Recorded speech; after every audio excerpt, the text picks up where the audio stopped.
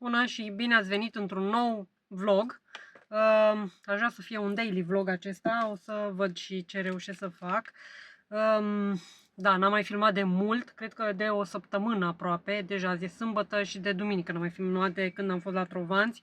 Nu știu sincer când trece săptămâna și lunile, că deja suntem în august, imediat vine decembrie și Crăciunul.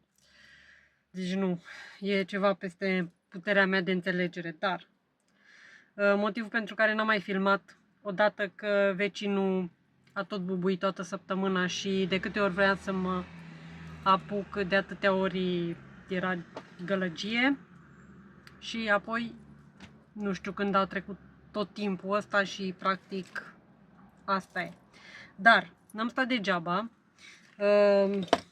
am terminat un jurnal, așa arată. Chestia asta cred că va trebui să o calc înainte. O să vă arăt și ce este înăuntru. Și m-a luat valul, bineînțeles, când am cusut jurnalul ăla și l-am cusut și pe ăsta, fără să pictez înăuntru hârtiile acelea. Așa că am început să le pictez, să lipesc pe ele, dar e destul de greu. Așa că astăzi asta vreau să fac. Și mai am jurnalul celălalt, dacă îl și găsesc.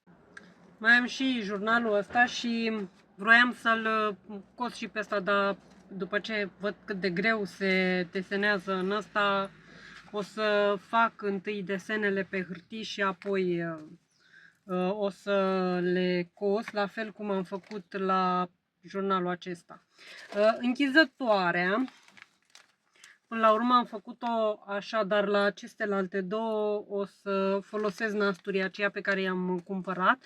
Închizătoarea am făcut-o cu această dantelă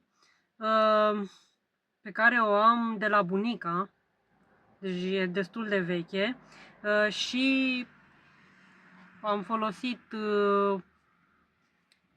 închizătorile acelea pe care le-am cumpărat de la chinezi, acestea. Și așa arată. N-am mai pus dantela aici pe margine pentru că mi s-a părut că arată bine. Și m-am gândit că și așa e prea mult, îmi lua foarte mult timp ca să lipesc dantela aia și până la urmă m-am răzgândit. Dar față de ceea ce am făcut rândul trecut, am pus în mijloc, o să vă și arăt mai bine. În mijloc am pus acest ca un semn de carte de care am acățat acest panda. Și da, asta e cam ce am făcut în plus față de rândul trecut. Acum o să văd la celelalte, pentru că oricum or să fie diferite, nu o să fie toate la fel. Dar o să vă arăt acest jurnal pe care l-am terminat, ca să aveți o inspirație. Și apoi vreau să strâng aici, că e un mare dezastru, deja nu mai știu pe ce să pun mâna. Și mi-am adus câteva cutiuțe ca să pun micile chestii în ele, să eliberez puțin masa și apoi să încep să pictez. Cam așa arată haosul de pe tot acest birou al meu din atelier. Din păcate foarte multe chestii pe care va trebui să le aranjez, dar vreau înainte să vă arăt acest jurnal. Ursulețul ăsta va trebui să-l mai prind eu puțin. Dar o să încep cu începutul. Aici, această închizătură pe spate se vedea cusătura și nu mi-a plăcut cum se vede și am lipit această floare. Iar în partea aceasta am pus un pin din acela pe care l-am pe undeva pe aici, da. Așa ceva. Și am lăsat să se vadă aceste piciorușe, nu mă deranjează. Writing board-ul, care arată așa. Am pus acest șervețel, poate vor vrea să adauge pe undeva, și acesta este suportul acela pentru poze. Înăuntru am băgat acest print pe care îl aveam de la o lucrare pe care o aveam eu făcută. Dar, mă rog, ea poate să îl scoată și să își pună ce vrea ea acolo. Acesta este prima pagină și am folosit florile acestea pe care le-am desenat și le-am decupat și pe care le-am folosit în lucrările acelea cu Visual ASMR și, sincer, îmi place foarte mult cum arată. Pe spate am pus datele acestea și tot așa am adăugat cu washi tape, l-am prins, și acest plic. Înăuntru am pus un thank you card și acest tag negru.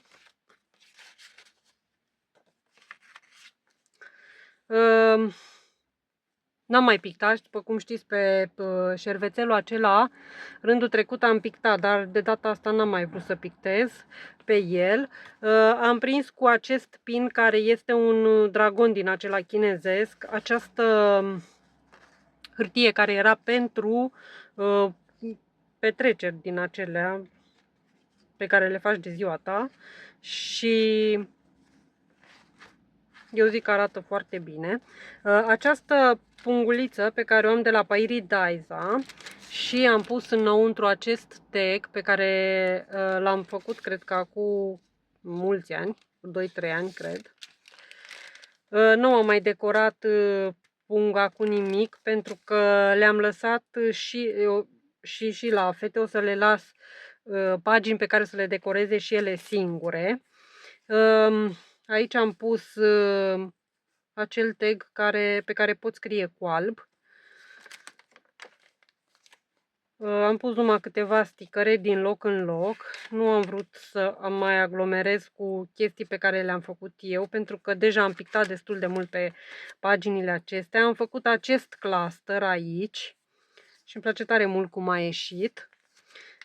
Am pus acest pocket pe spate și aceste postituri pe care le poate folosi în tot acest jurnal.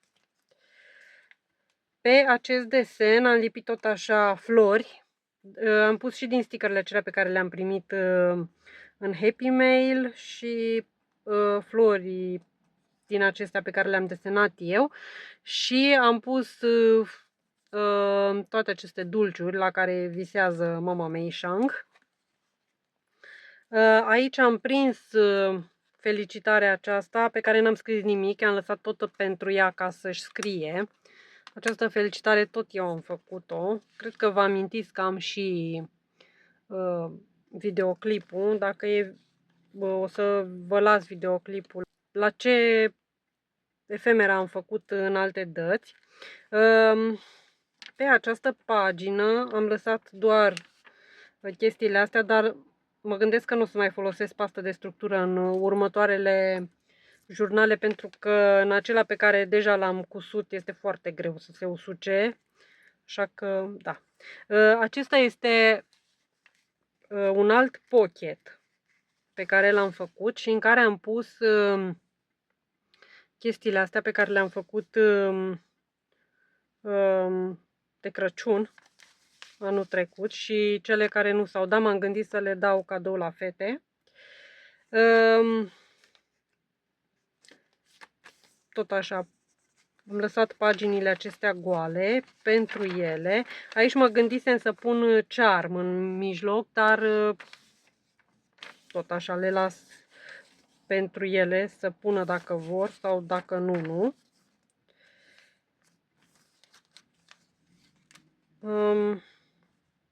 Ce-am mai adăugat? Postituri.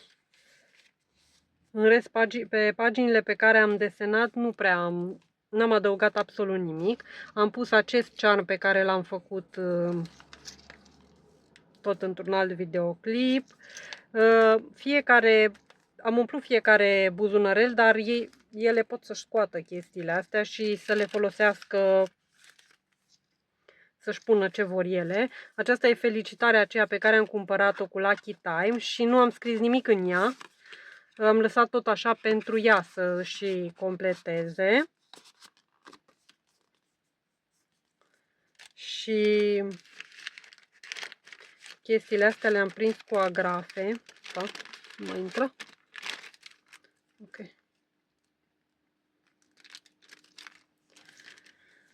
Pe acest șervețel am lipit un timbru din acela vechi, care îmi inspiră așa un vibe de călătorie și nu am mai pus absolut nimic. Acesta este semnul de carte și mă gândesc dacă nu cumva o să mai cos o țără acest ursuleț panda. Scuze. Șervețelul. Acest șervețel și am pus iar un charm din acela și am prins cu o agrafă de genul ăsta un alt print pe care l-am făcut după o lucrare. Cred că după acestea felicitări pe care le-am făcut mai de mult cu panda. Alt șervețel din acela. Aici pe unele printuri nu am mai pus mare lucru decât am lipit aceste stickere. Aici, în acest pocket, am acest săpun din Thailanda. Iar aici nu am mai adăugat absolut nimic decât chestia asta și cred că ar trebui să scriu și aici, că poate să scrie cu alb. Ok. Iar aici, pe paginile pe care am desenat, nu am mai decorat decât cu câteva postituri. Acest carton l-am lipit și n-am pus decât un sticker aici. Și aici, pe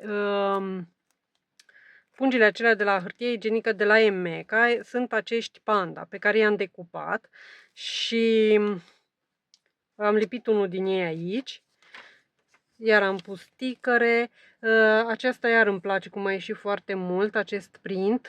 Am adăugat florile pe care le-am desenat eu și două stickere cu brioșe.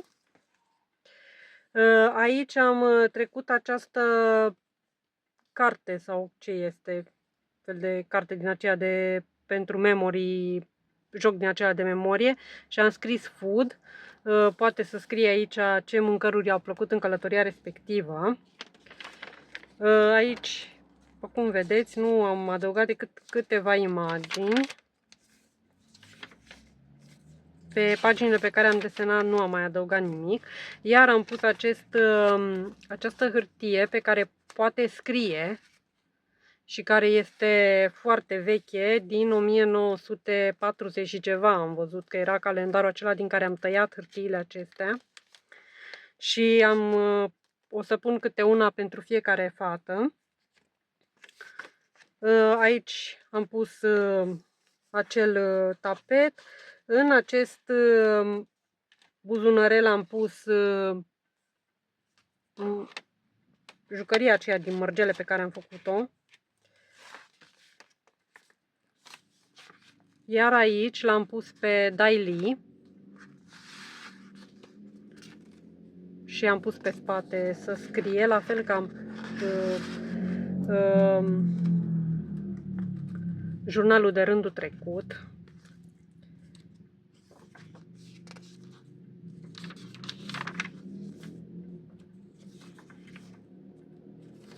Uai, așa mă enervează oamenii ăștia care merg cu motoarele așa aturate.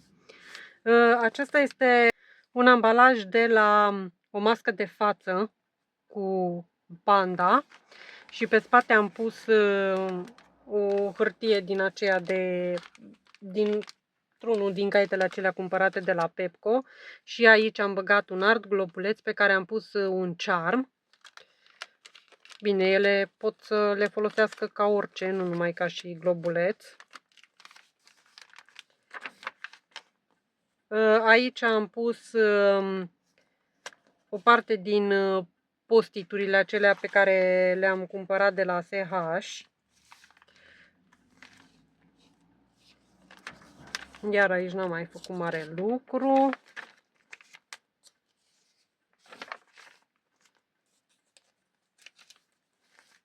Aici are un alt cluster.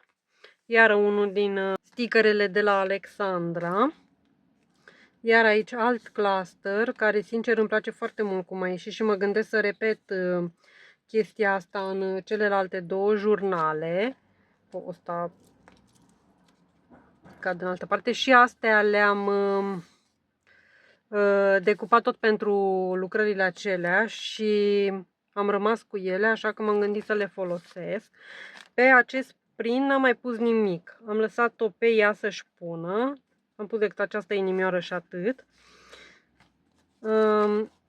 Pe acest șervețel am prins cu această agrafă sub formă de urs polar, desenul pe care l-am făcut pe calc și sincer îmi place foarte mult cum se vede.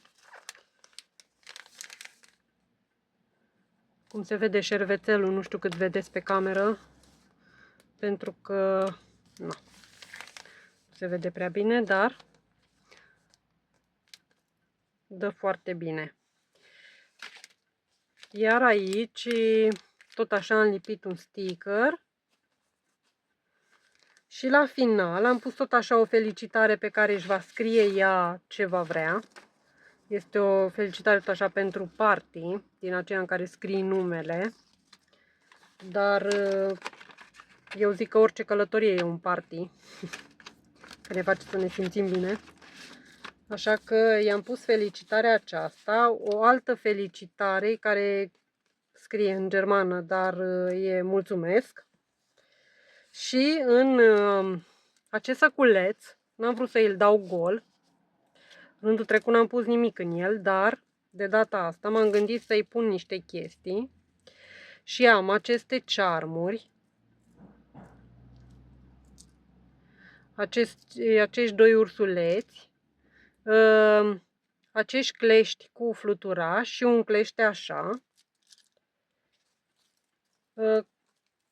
Bine, ea poate să le scoată toate chestiile astea și să-și pună ce vrea ea și mă gândeam să pun și chestia asta care e din hârtie și la celălalt o să vedeți am folosit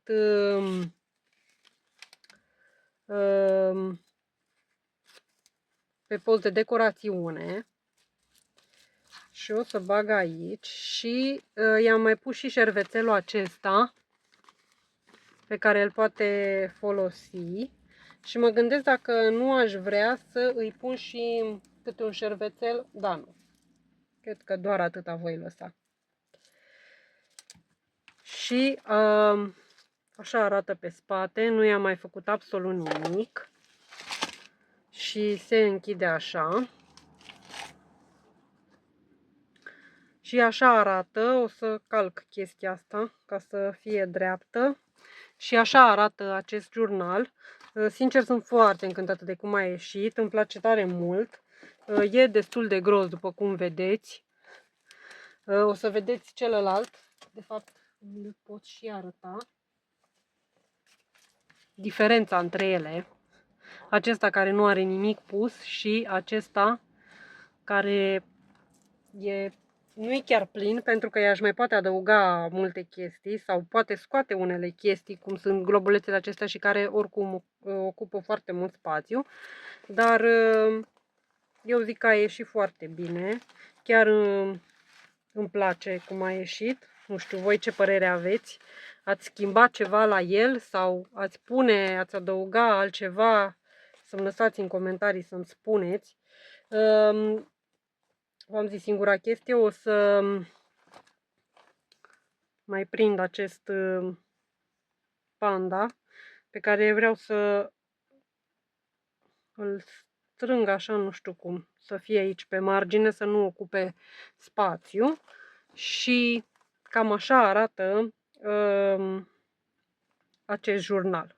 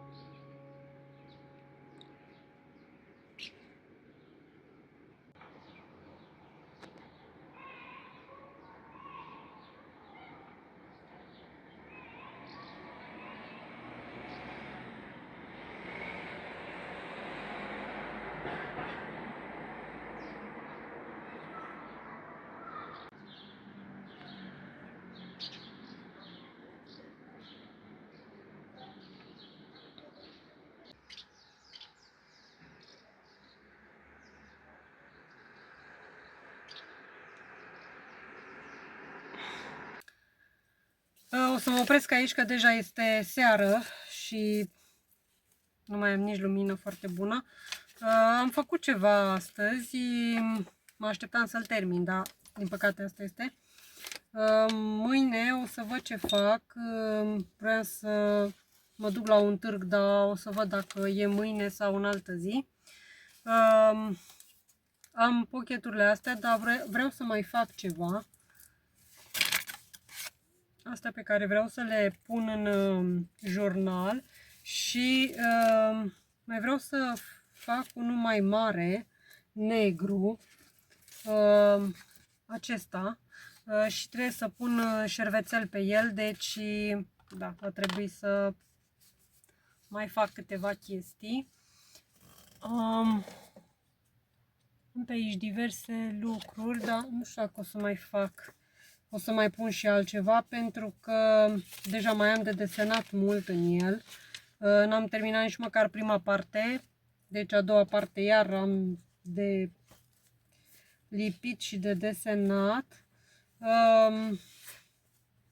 Da, o să văd ce mai adaug, dar deocamdată o să las atât.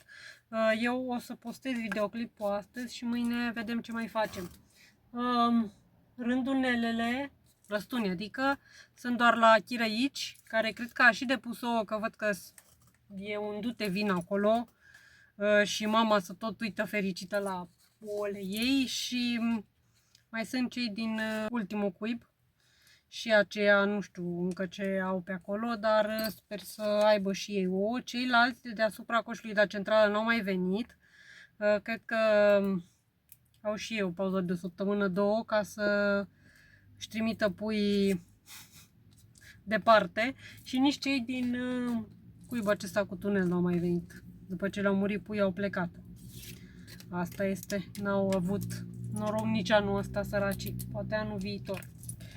Dar sper că v-a plăcut videoclipul, că v-am inspirat. Asta este și scopul videoclipurilor mele, să vă inspir, să faceți și voi chestii și, de ce nu, să vă dau idei, nu neapărat să faceți ce fac eu, ci totul altceva, dar dacă vă inspir la ceva, mă bucur să fac asta. Mâine o să ne vedem iar și mai vedem, așa că pe mâine!